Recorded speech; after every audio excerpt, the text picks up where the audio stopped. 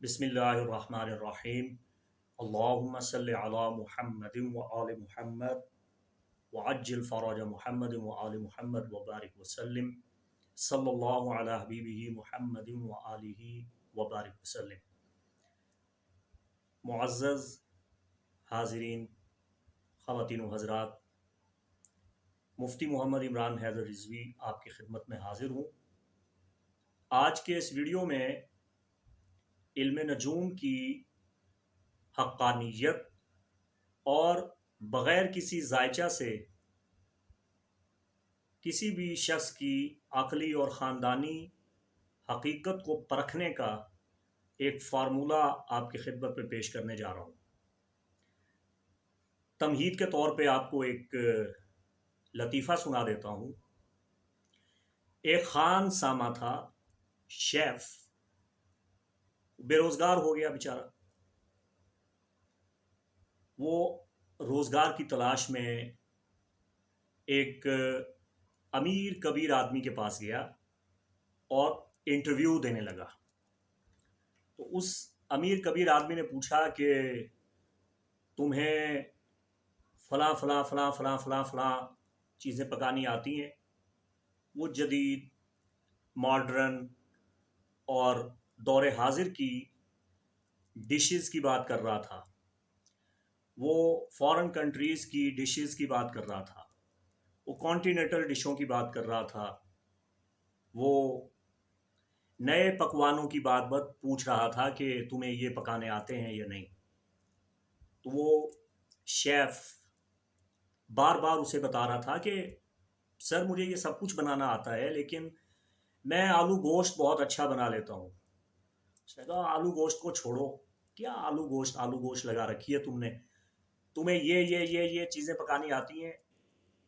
तो खान सामा बार बार जवाब दे कि सर, मुझे ये सब कुछ बनाना आता है। स्वीट्स में मुझे ये जितनी भी चीज़ें आप बता रहे हैं, कॉन्टिनेंटल में जितनी चीज़ें आप बता रहे हैं, बारबेक्यू में आप जितनी चीज़ें बता रहे हैं, आप लंच के लिए, ब्रेकफास्ट के लिए, डिनर के लिए जितनी भी चीज़ें कह रहे हैं, मुझे सब कुछ बनाना आता है। लेकिन सर, मैं आपसे ये गुजारिश कर रहा हूँ कि मैं स्पेशलिस्ट हूँ आलू गोश्त पकाने में।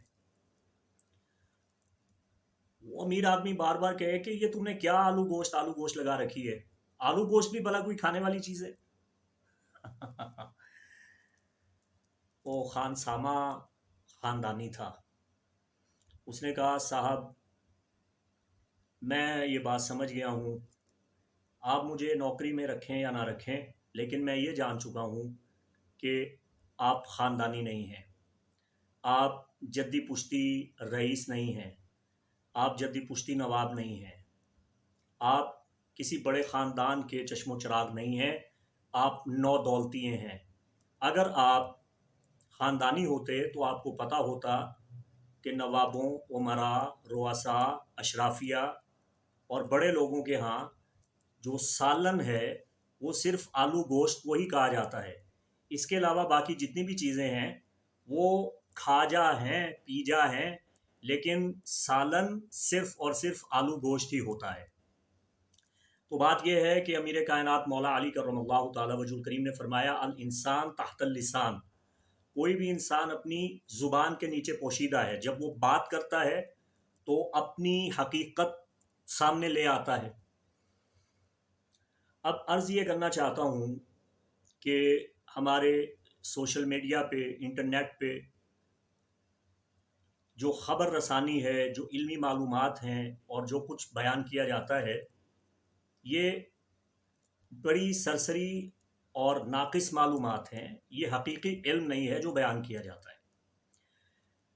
अब अलमिया ये है कि जो हमारी नौजवान नस्ल है, वो लोग ना उनका मुतालिया वसी है, ना दीनी उलूम में महारत तामा रखते हैं, और मजहबी, इरफानी और तकवीनी उलूम तो उनके फ़रिश्तों को भी मालूम नहीं है। अब अलमिया ये होता है कि अक्सर लोग मुझे देख के कमेंट्स में भी ये लिख रहे होते हैं कि आप मौलवी हो के जायचे बना रहे हैं, आप मुफ्ती हैं, कैसे मुफ्ती हैं आप जायचे बना रहे हैं और हिसाब किताब कर रहे हैं। तो मैं ये जान लेता हूँ कि ये लोग नौ दौलतिये हैं। ये वो लोग हैं जिन्हें इल्म छू के नहीं गुजरा। یہ ان لوگوں کی اولادیں ہیں جو انگوٹھا چھاپ تھے. اور ایک بہت بڑی ہیڈ لائن آپ کو دینا چاہتا ہوں. آج کے دور میں آپ کو جو بھی مذہبی جنونی نظر آئے اور مذہبی انتہا پسندی کو فروغ دیتا ہوا نظر آئے یا مذہبی تعصب اور مذہبی فرقہ واریت میں مبتلا نظر آئے تو آپ سمجھ لیجئے گا کہ اس کے آباء و اجداد بے نماز تھے اور نہ خواندہ تھے، اور اچانک اس نے دین کی طرف رغبت کی ہے، اور اچانک سے جو دین اس نے سمجھا ہے اس پہ یہ بڑی سختی کے ساتھ کاربند ہو گیا ہے. جو لوگ اہل علم ہیں، خاندانی لوگ ہیں، جن کے باپ دادا پڑھے لکھے تھے، وہ لوگ جانتے ہیں کہ علماء مسلمین نے، ائمہ اعلام نے، مشاہیر اسلام نے، اہل بیت اطہار مولا علی سے لے کے امام باقر، امام جعفر صادق، امام علی ابن موسیٰ رضا، ان کے شاگردوں میں جتنے بھی ائمہ، جتنے بھی علماء، جتنے بھی صوفیاء اور جتنے بھی اولیاء ہوئے، وہ سب کے سب باطنی علوم میں، علوم لدنی میں، علوم تقوینی میں، علوم تصوف میں، علوم معرفت، علوم سلوک، علوم عرفان، علم فلکیات میں اور ماڈرن سائنس میں اپنا کوئی ثانی نہیں رکھتے تھے.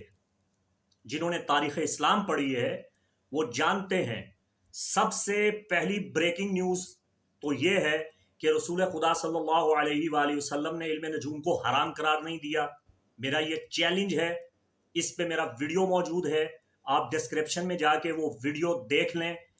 رسول خدا صلی اللہ علیہ وآلہ وسلم نے اور راف کے پاس جانے سے منع کیا، جو اونٹ پٹانگ حرکتیں کر کے، جانور ذبح کر کے ان کی انتڑیاں نکال کے فالے نکالا کرتے تھے، جو بتوں کے نام پہ ذبح کر کے جادو ٹونے کے ذریعے غیب کی خبریں دیا کرتے تھے، ان اور راف کے پاس جانے سے منع کیا. احادیث میں بخاری، مسلم، ترمذی، ابن ماجہ، ابو داؤد، بہیقی، دارمی، دارقطنی حدیث کی 380 ثقہ، معتمد، معصر منابع اور مدارک بیسک روٹس بک میں جو ممانعت آئی ہے وہ عراف کے لیے آئی ہے، وہ کاہن کے لیے آئی ہے جو جنات سے غیب کی خبریں لیا کرتے تھے، وہ ساحر کے لیے آئی ہے جو جادو کے ذریعے غیب کی خبریں بتایا کرتے تھے. رسول خدا نے کسی حدیث میں منجم یعنی ستارہ شناس، اسٹرالوجر کا نام نہیں لیا. رسول خدا نے منجم کے پاس جانے سے منع نہیں کیا. اور آپ کی اطلاع کے لیے عرض ہے کہ رسول خدا کی پیدائش سے پہلے اور پیدائش کے وقت اور پیدائش کے بعد جتنے بھی منجم تھے پوری دنیا میں، چاہے وہ فارس کے ستارہ شناس تھے، چاہے وہ روم کے ستارہ شناس تھے، چاہے وہ عرب، افریقہ اور ایشیا کے ستارہ شناس تھے، سب نے یہ کہا تھا کہ نبی و آخر الزمان حضرت محمد صلی اللہ علیہ وآلہ وسلم کی ولادت باسعادت کا وقت آن پہنچا ہے. تو پوری دنیا کے منجم ستارہ شناس تو چیخ چیخ کے بتا رہے تھے کہ نبی آخر الزمان کی ولادت ہو چکی ہے. اور اس وقت کے تمام منجمین نے رسول خدا کی نبوت پہ نہ صرف ایمان رکھا، اسلام قبول کیا، بلکہ رسول خدا کی حقانیت کو بیان کیا. اگر آپ نے تاریخ عرب پڑھی ہوتی، اگر آپ نے سیرت ابن حشام پڑھی ہوتی، تاریخ یعقوبی پڑھی ہوتی، تاریخ طبری پڑھی ہوتی، اگر آپ نے تاریخ الملوک والامم پڑھی ہوتی، کتاب الامامہ والسیاسہ پڑھی ہوتی تو آپ کو علم ہوتا.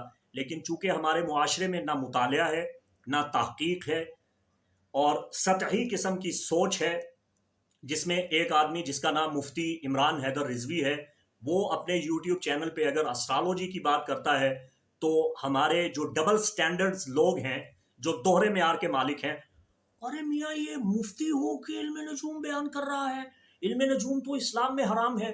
آپ کی عقل گھاس چرنے چلی گئی ہے، آپ کے دماغ پہ پتھر پڑے ہوئے ہیں. آپ کو یہ کس نے کہا کہ علم نجوم اسلام میں حرام ہے؟ تمام علماء مسلمین کا متفقہ قول ہے، تمام فقہائے اسلام کا، شوافع، مالکیہ، حنابلہ، احناف، مقلدین، غیر مقلدین اور فقہ جعفریہ، فقہ زیدیہ سے تعلق رکھنے والے تمام علماء اعلام کا اتفاق ہے کہ علم نجوم کی دو قسمیں ہیں. ایک علم نجوم آثاری ہے، ایک علم نجوم اخباری ہے. آثاری علم نجوم اسلام اسے جائز قرار دیتا ہے تمام مکاتب فکر میں، اور جو اخباری علم نجوم ہے اسے اسلام نے حرام قرار دیا. اخباری علم نجوم اور آثاری علم نجوم میں فرق کرنا تو سیکھیں. پہلے تو آپ کو یہ بھی پتہ نہیں ہے کہ اسٹرالوجی کی کتنی قسمیں ہیں. آپ نے تو ایک لفظ پکڑ لیا کہ علم نجوم حرام ہے. آپ کو یہ علم ہونا چاہیے کہ آثاری علم نجوم کیا ہے، اخباری علم نجوم کیا ہے۔ اخباری علم نجوم یہ ہے جس میں کوئی خبر دیتا ہے کہ تم فلاں سال فلاں تاریخ کو مر جاؤ گے، فلاں تاریخ کو زلزلہ آئے گا، فلاں میں ایسا ہوگا ویسا ہوگا، اور ستاروں کی تاثیر کا قائل ہو جانا کہ یہ جو کچھ بھی ہو رہا ہے ستاروں کی وجہ سے ہو رہا ہے، یہ علم اخباری ہے، اسے علماء نے حرام قرار دیا۔ علم آثاری یہ ہے جس میں علماء نے صدیوں کے تجربات سے یہ نتیجہ اخذ کیا کہ اگر فلاں کوکب فلاں برج میں ہو تو ممکن ہے کہ ایسا ہو۔ جیسے محکمہ موسمیات والے خبر دیتے ہیں اپنے تجربہ کی روشنی سے، ان کی خبر اکثر سچ ہوتی ہے، اگر سچ نہ بھی ہو تو وہ غیب دانی کا دعویٰ نہیں کرتے، بلکہ اپنے تجربہ، اپنے علم، اپنی سائنس اور اپنے اعداد و شمار اور اپنے حساب کے ذریعے وہ یہ خبر دیتے ہیں کہ ایسا ممکن ہے۔ بالکل اسی طرح علم آثار میں علم نجوم کے ذریعے یہ پیشگوئی کی جاتی ہے، اور اللہ تعالیٰ کی ذات پہ یقین رکھتے ہوئے کہ حقیقی قادر مطلق اللہ ہی کے ہاتھ میں ہے، اور اللہ نے کواکب کو یہ تاثیر دی ہے، تو اللہ کی دی ہوئی تاثیر سے ہم نے صدیوں یہ دیکھا کہ اگر فلاں کوکب فلاں برج میں آتا ہے تو ایسا اثر ہوتا ہے، تو آئندہ بھی یہ امکان موجود ہے۔ آپ میرے پورے اسٹرالوجی چینل پہ جتنے بھی میرے ویڈیوز ہیں ان کے تھمب نیل اور ان کے ڈسکرپشن میں پڑھ لیں، میں ہمیشہ ایک لفظ لکھتا ہوں کہ توقع کی جا سکتی ہے، ایسا متوقع ہے، یعنی میں تو علم توقیات کی بات کر رہا ہوں۔ اب میں آپ کو علم نجوم آثاری کے بارے میں ایک موٹی سی بات بتا دوں۔ علم نجوم یہ بتاتا ہے کہ رات کے بعد دن آئے گا، یہ صدیوں بلکہ ہزاروں لاکھوں سال کا تجربہ ہے کہ رات کے وقت سورج نظر نہیں آئے گا، ستارے دن کے وقت نظر نہیں آئیں گے، یہ بھی علم نجوم بتا رہا ہے۔ علم نجوم بتاتا ہے کہ سردیوں کے بعد گرمیاں بھی آئیں گی۔ علم نجوم یہ بتاتا ہے کہ موسم جب ٹھنڈا ہوگا، خط استوا میں جب سورج کیپریکون میں جائے گا تو سردی آ جائے گی، جب کینسر میں آئے گا تو گرمی آ جائے گی۔ تو اگر میں یہ بتا رہا ہوں کہ جون، جولائی، اگست سورج سرطان میں، اسد میں اور سنبلہ میں رہے گا تو گرمی پیدا ہوگی، اور جب سورج نومبر، دسمبر، جنوری میں برج عقرب سے ہوتا ہوا قوس، جدی، دلو اور حوت میں جائے گا تو ٹھنڈ پیدا ہو جائے گی۔ تو کیا یہ کفر ہے؟